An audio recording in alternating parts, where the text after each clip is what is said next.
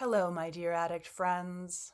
My name is Emily Sussman, and welcome back to my virtual universe of true love here. Today, we're back for yet another episode of what I call Recovery Story Time. And we are reading, of course, from my book, The Addict's Guide to Recovery, which was illustrated by the supremely talented Jessie Larson. And today we are going to be reading Chapter 12, The Craving Will Pass. And here is Jessie's terrific illustration of what it's like to wait out that craving. As we all know, some of the longest minutes or hours of your life. Okay, I'm about to give you the sagest relapse prevention advice. You didn't have to spend $10,000 on professional addiction treatment to hear. The craving will pass, whether you act on it or not. I'm not sure where I first heard that bit of wisdom. It might have come from my own addiction therapist. But every time I've repeated it to my clients, they've come back and reported how shockingly true and shockingly helpful it turned out to be, and how repeating it over and over to themselves gave them the faith they needed not to use their drug. Because the thing about being in the midst of a craving for your drug is that it feels intolerably interminable.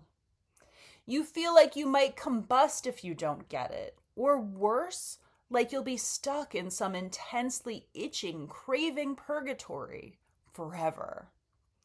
To hear a voice of reason telling you, "Fear not, dear child, this too shall pass," is often just what you need. It can be the saving grace that allows you to stick out that craving for 5 more minutes, or even 5 more hours until it abates. The craving will pass whether you act on it or not is reassuring in a way that another popular get through the craving expression, "You can always use tomorrow," doesn't quite pull off. Let's face it, a lot of us would jump at the chance to use tomorrow, and we'd spend the rest of today in obsessive anticipation. That's the kind of promise an addict simply doesn't forget. Even when you're willing to take the leap of faith of actually believing that the craving will pass whether you act on it or not, it still begs one critical question. What in the hell are you supposed to do until the craving actually does pass? Sober breathing is a relapse prevention exercise I learned about back when I was a rookie addiction therapist, trying to help people on probation stop smoking weed so they could pass their drug tests. SOBER is an acronym that can help you remember the 5 parts of the exercise. The S in SOBER stands for stop. Because when you find yourself starting to think those lovey-dovey thoughts about getting back together with your addict, the first thing you need to do is stop right there. Get yourself out of automatic addict pilot mode by ceasing all activity you can, both physical and mental. The purpose of intentional stopping is to interrupt the domino effect of fantasies, excuses, and behaviors that threaten to drive you directly to using your drug. The O in SOBER stands for observe. Now that you're still, take a good look within yourself. Ask yourself, what are you feeling and how are you experiencing it? It's a craving, yes, but where do you feel it in your body? Your head? Your chest? Is it in the tightness of your muscles? Observing your discomfort in a non-judgmental way will help you escape the claustrophobia of your craving. Another benefit of getting an objective perspective on what you're feeling is that it helps diminish the delusion that you'll die if you don't satisfy that craving. You won't. That's just your addict messing with you again. The B in sober stands for breathe. After you've stopped and surveyed yourself, see if you can begin to center yourself on your breath. Take some deep inhales from the bottom of your belly for at least 3 seconds. Then take equal time on your exhale, doing your best to concentrate on the rhythmic movement of your breath.